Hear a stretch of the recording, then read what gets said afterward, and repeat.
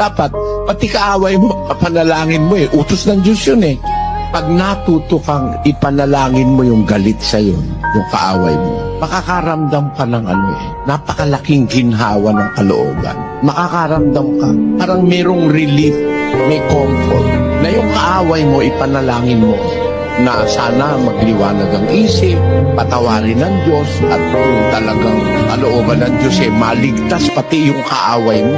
Merong great relief yun Nararanasan ko kasi sa buhay ko yun Para bang nakaramdam ka ng malalim na pagmamahal pagka yung kaaway mo mismo ipinapanalangin mo. Malalim na pagmamahal yun sa kapwa.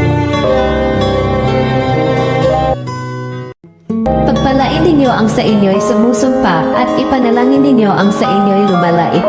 Magpahayagan nga kayo sa isa't isa ng inyong mga kasalanan at ipanalangin ng isa't isa ang iba upang kayo'y magsigaling.